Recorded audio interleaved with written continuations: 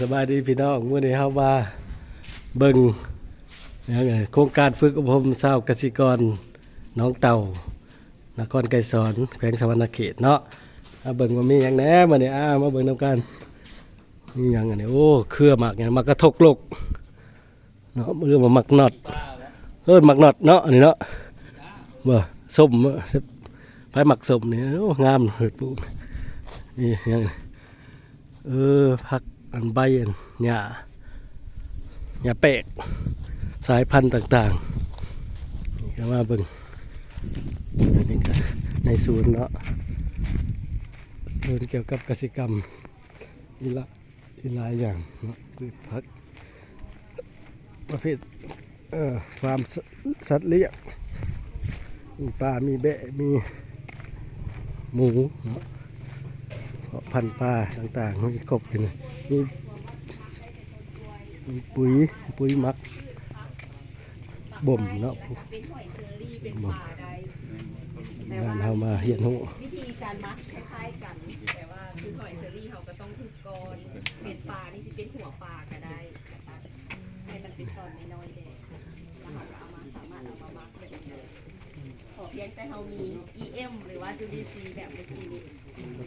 กับกากน้ำตาลเขาสามารถมักอย่างก็ได้แต่การคนให้มันเข้ากันแบบนี้เนาะ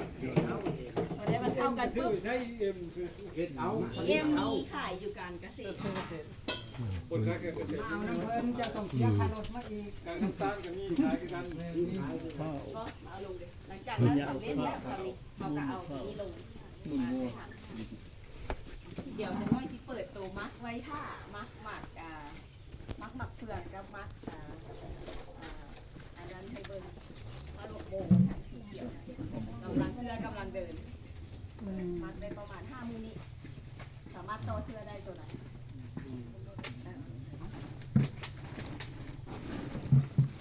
เป็นแนวใดเข้าใจกันอยู่บ่หรือว่าแนวใดเลยง่ายอยู่บ่ง่ายอยู่บ่เอากระมัดกันทั้งมันง่ายลงทั้งเบิดเลยเอาลงแล้วเอามาป่วยไก่เลยที่กล้วยข้องชื่อเป็นว่าอะไร5%อันนี้เอามัดไว้ได้ประมาณ3-5 มื้อเอากำมาขนคนให้โดยตัวยูเทิงลงลุ่มเพชรให้เสื้อเหมือนเดิมหลายเก่าๆตัวนี้เป็นให้มันย่อยสลายได้ทางเบิร์ดขาดเลย3-5 มื้อจะต้องมาขนฝากกับอัดโมเน่นปันไหนคืออัดประมาณนี้นี่หนอนตัวนี้เกิดจากจุลินทรีย์อันนี้สามารถเลี้ยงไก่ได้นอนตัวนี้แซ่บเอาซีมาดังน้ำคือครับอ้วนเขาได้จอยบ้างคืออะไรมักต้นกล้วยต้นไหนที่สูตรเขาสิเป็นมักต้นกล้วยอันนี้เป็นน้ำมักที่เขามักแล้วมันเป็น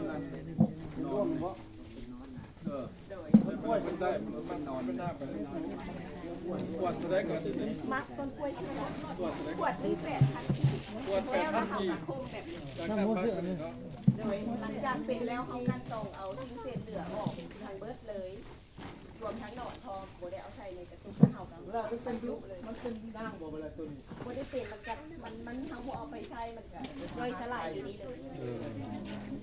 มันตายลงคือเก่าโดย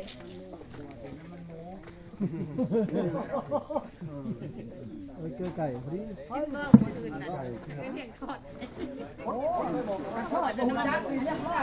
อัตราส่วนการผสมน้ำก็คือ4-5 บวงต่อน้ำเลี้ยงกันมาเดือนนี้โคตรได้เบิดเลยโคตรได้ทั้งเบิดเลยพืชพักทางด้านนั้นจะใช้น้ำ4-5 บวงคนว่าผมกิน4-5 บวงต่อน้ำ10 ลิตรเลยไปผสมก่อนไปฮดแล้วบ่แม่นเอาอันนี้ไปฮดโลดก็ได้เอาไปฮดโลดค่ะซื้อได้ตัวนี้มันขายเอาให้กันน้อยนี่เด้อคือโหดปักตัวสรรพคุณจะช่วยในการเจริญเติบโตและก็บำรุงทางบำรุงใบเฮ็ดให้พืชใหญ่ไวโดยและก็เกี่ยวพอก เบิ่งถ้าบวกก็นั่นถ้ายามซิมมันเป็น2บวก วันนี้แหละหลังจากเอามัดได้แล้วประมาณ5 มื้อเนาะ เมื่อละปลูกกล้วยก่อนหลังจากมักนี้แล้วเอาหัวยังหลายก่อนเป็นเบิ่งตา2ฮิตตาม 5 มื้อแล้ว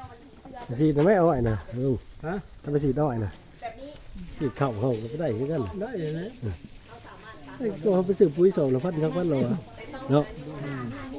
อันนี้มันถึกๆนี่ ของวันนี้มันย่านบกเลยจะได้บอกวันนี้มันไหลย่านเลย ขัว จักแน่บ่เลยวันนี้มันบกนอนกินได้บ่กินก็ได้สิกินได้ก็ได้บ้านถ่ายไปวันนี้มันเหลือมันมาแต่นี่บ่นอนมันมาแต่นี่เป็นมัดมันนอนเองบ่ เป็นเองแต่ว่าอันนั้นบนนั้นเอาออกมันตายมันเกิดมีชีวิตเองแต่หลังจากนั้นถึงเวลาครบกำหนดมันจะตายแล้วมันก็เป็นเสื้อต่อไป โอ้ คันบอกเอาไปใส่ไปเกลือไก่เกลือ เอาไปเกลือไก่ก็ได้ เกลือปลาเนาะเกลือปลาเนี่ยให้หวัดเนี่ยนี่ ขัวคล้ายเขาก็ซื้อ เอาไปเลี้ยงนกอันนี้แหละนอตอันนี้ก็ไปเลี้ยงนกแม่น นอนนี่แล้วก็เลี้ยงนก แม่นนก ใหญ่ นกยังก็ได้ที่เขาเลี้ยงนะไปให้มันกินมันพวก เราเรียก มันมักกินนอนนี่เอ้ย อันนี้เท่าไรอันนี้เท่าไร จักเด้อขน้อยก็บ่ได้อยู่ต่อเพิ่นว่า ผสมน้ำตะกอนผสมน้ำเมื่อก่อนน้ำตะลิดบุรี หมดต้นกล้วย น้ำ10 ลิตรต่อหาบวง แล้วก็อันนี้กากน้ำตาลผสมน้ำผสมกับกากน้ำตาลหลังจากผสมน้ำจากน้ำตาลแล้วก็เอามาจากลงไปมักเลย อันกล้วยนี่จักโล ตัวนี้ มัน ตรง มันแล้วแต่แล้วนี่เป็นใส่ กาก ครั้งหนึ่งเลย กากน้ำตาลนี่แมนมาจากโรงงานน้ำตาล อืม โรงงานผลิตน้ำตาล อยู่บ้านเฮามีอยู่แก้งแห้ ครับ ก็มีอยู่เมืองอาจจะบางทองผู้ใดต้องการไปซื้อได้ เออ ดอยว่า ให้ฝากซื้อน้ำจันทร์พุทธรก็ได้แล้วอยู่เมืองอาจสะพังทอง หอกเมื่อทางอันนี้หั่นชอบแก้วอันนี้ เออ น้ำตาล ทางหัว ขายอยู่บนเขาโรงงานนี้ กระทมนี่มันไม่รู้นี่เราจะเอานอน มักยังเกาะมักเนี่ย นี่เป็นน้ำมันสมุนไพรตัวนี้ ไผ่ชื่อว่ารักเนี่ย สมุนไพร8 ชนิดตัวนี้สูตรนี้ก็คือช่วยป้องกันแมงไหม้ แบบชนิด หอมเลยในไม่ไหม้อันนี้เป็นน้ำมันแมงไหม้อันนี้มักได้ประมาณ มีใบยังไง 2 อาทิตย์เลยมีเกลือเขาหอมหัวสิงไคใบวิใบขี้หูดกระเดา โอ้มันจะแน่ ผิวแล้วก็มีบักเพชร 8เนาะ8 แม่ที่แปดมีเก้าแล้วแต่เขาหาได้แม่เนี่ยนี่เขาต้องซักให้มันเป็น ยังไม่เนาะ แม่เขาก็เอาน้ำแบบนั้นแหละอันนี้ก็ใส่น้ำแบบนั้นจากมันเอาไปมักฝุ่นได้เป็นฝุ่นบ่มสีมะพร้าวอีกเลยฝุ่นบ่มสูตรใหม่ๆมีหลายชนิดมีหอมกินของเพื่อนซีบุสุนแบบตัวนั้นอันนี้กินนี้แบบออกหอมๆเนี่ยเป็นอะไรนี้เป็นฝ้าขาวๆ อันนี้เป็นหัวเสืออันนี้อาจารย์เป็นหัวเสือ แม่เขาชื่อว่าหัวเสื้อกับว่าเป็นเพราะว่าเขาต้องเอาไปจ่ายน้ำจะดึงเลยอัตราการใช้กับ4-5 บวกประมาณ10 ลิตรคือกันโดยนั่นแต่ว่าสมองหุ่นมันบุคือกันคือ ตัวน้ำ5 ลิตรกินใครมีตัวยากตับนึกไก่บ่แล้วจะเอาไปทาหน้าไล่ยุ่งมาแล้วเลย ต่างน้ำตาลแล้วก็มีหัวเสื้อคือกันหัวเสื้อจุลินทรีย์คือกัน เอาไปทาหน้าเมียทาหน้าเมียมันสิขาว ร้านขายไม่ไม่ไม่ตัวนั้นเล่นกันก็เลยเติบโต ไปซุกน้ำ อืม มี2 อย่าง ขาไปหน้า สถานที่กับแคบๆ ไม่ได้ตับ ไทย8ชนิดหรือว่าพี่เก้า นี่บอกขาไม่ได้ตับเอาดิซุ่มเทียนมาถึงดื้อเนาะมันก็เดินก็ว่าลื่นสูตร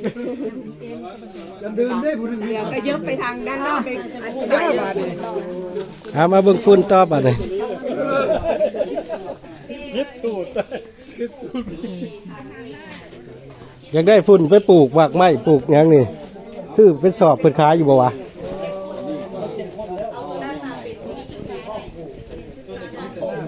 ด้านกองไฟไม้ตัวนั้น อ่าเป็นสอบฝุ่นนี่ขายอยู่บ่เนาะ ข ขายเสื้อไปใส่ ซื้อแล้วสิซื้อไปปลูกพักปลูกหญ้าสอบเท่าไหร่นี่ อันนี้เป็นฝุ่นขี้แบ้ยังบ่หันได้มา โอ้ นนี้สิมาสาธิตกันมา โอ้ เลย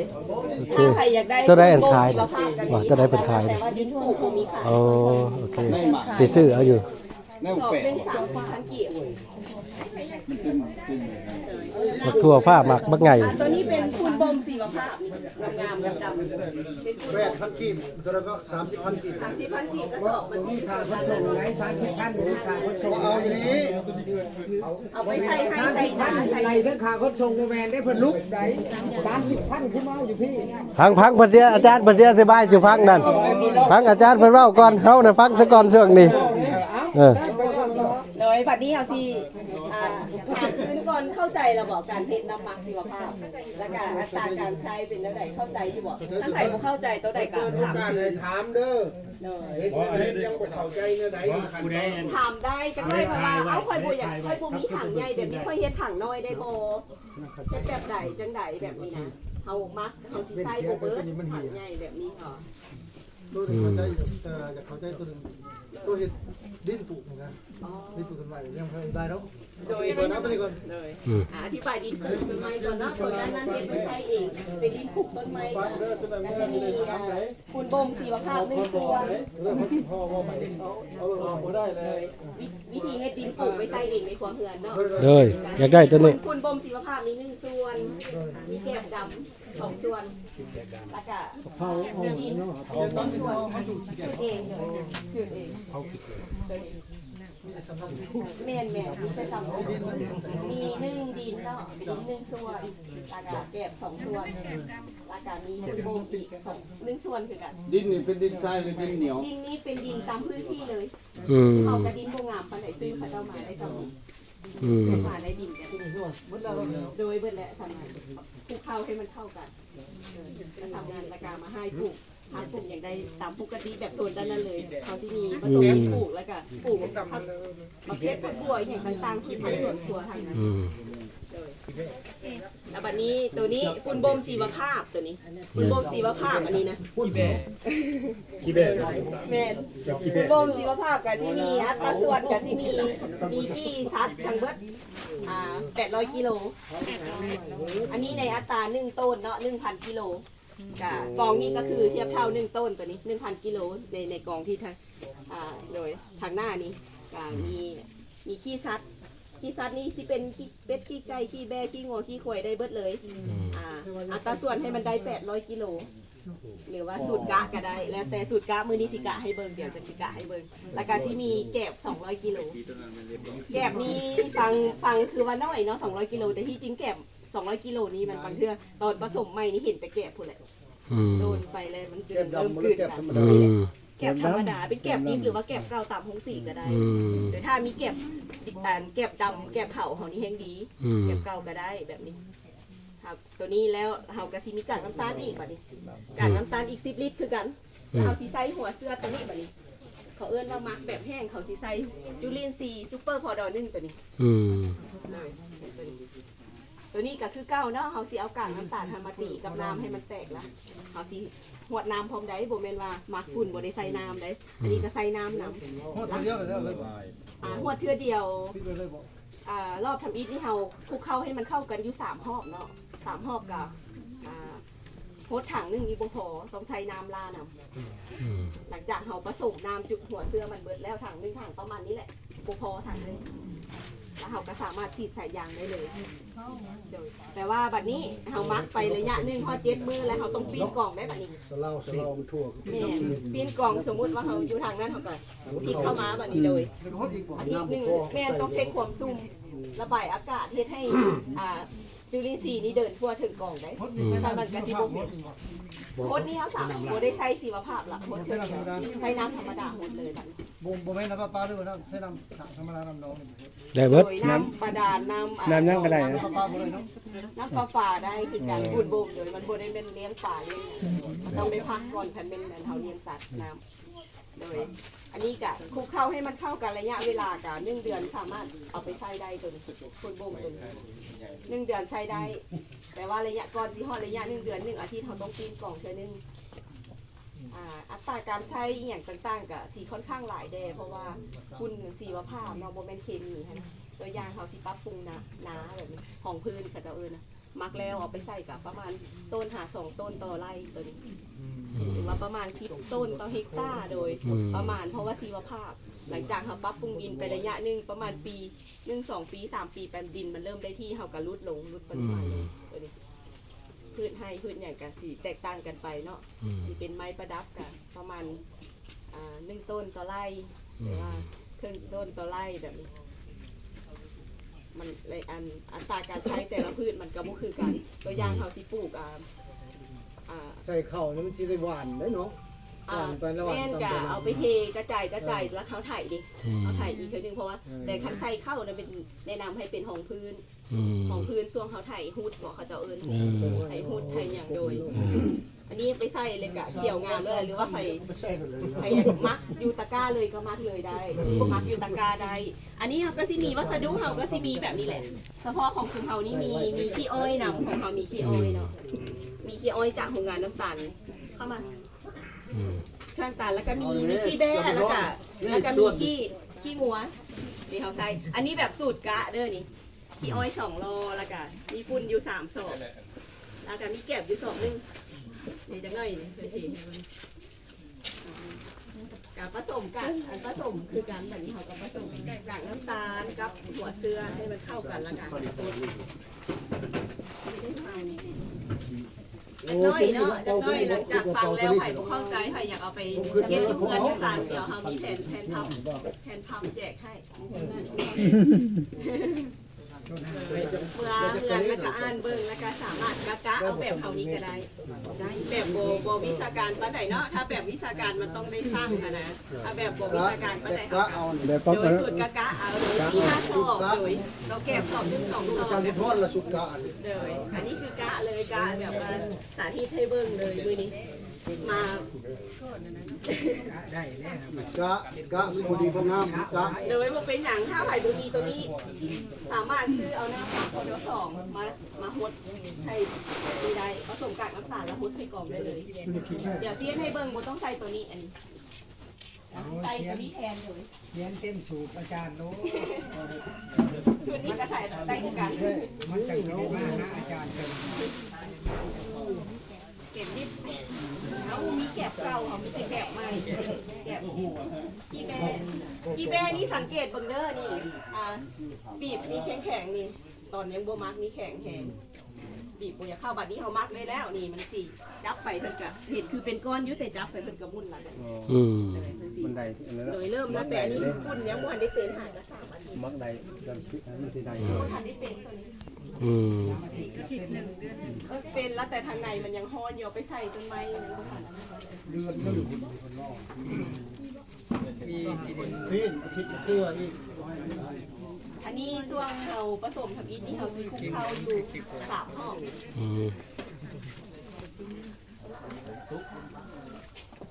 อันนี้เราบริใช้ตัวนี้เนาะเราสิใช้ตัวนี้แทนเพราะว่าน่าจะบ่มีนะแต่ว่าใส่บ่มีตัวนี้เหรอบ่มีตัวนี้เรามาซื้อ DM จากการเกษตรได้จะค่อนข้างแพงเดี๋ยวประมาณ60,000ซองนึงนี่ เอาว่าได้ดีเนาะ ซองนึงนี่ขายแต่2,000เอาอีกแต่ว่าตัวนี้บ่มีมาถ้าบ่มีก็บ่ใส่ค่ะเราใช้ตัวนี้แทนได้เลย อันนี้ปุ๋ยพระราชทานสมเด็จพระเทพศูนย์ในศูนย์พระเทพเด้อมาลีเริ่มพักเพิ่นปลูกด้วยดินที่เพิ่นปรุงแต่งขึ้นมาปลูกพัก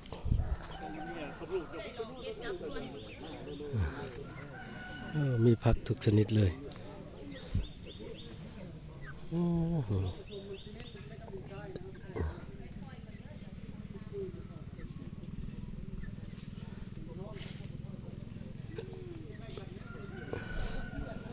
เครื่องหมักนอดอันนี้โอ้ยยาวๆเลยต้นมะพริก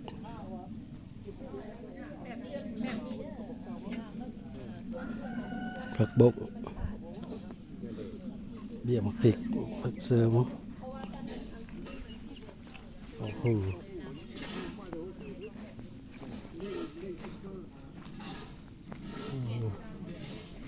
สิไข่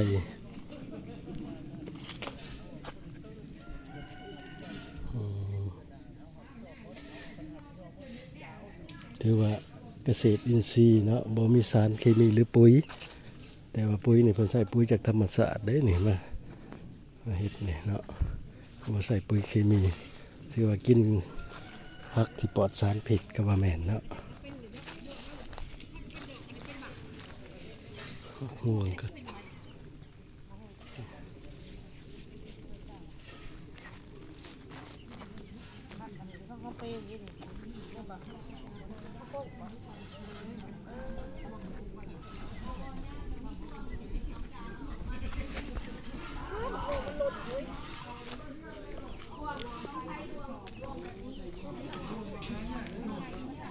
โครงการศูนย์พัฒนาและบริการเกษตรกรรมป่าไม้น้องเต่าหุบพระเทพบ้านพ้นซิมไก่สอน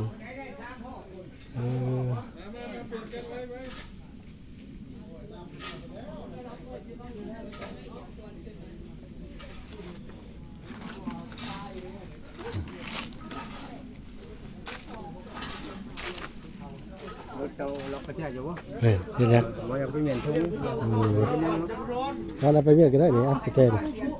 งั้นกดตัวนี้บัดออกมาเลยก็กดตัวนี้กดตัวเปิดนี่หูเปิดกดเปิดในตัวนี้แล้วก็ไขปิดประตูแล้วก็กดตัวนี้ล็อก เข้าให้มันเข้ากันที่3ห้องมันสิเข้ากันเลยแล้วเอากันเทความซุ่มให้มันได้ความซุ่ม60%หรือว่ากำพอดีเลยไม่น้ำย่อยเลย น้องเต่าน้องผือน้องเต่าครั้งแรกคือได้มาโอเคตัวนี้ก่อนเนาะห่อนหลายอากาศ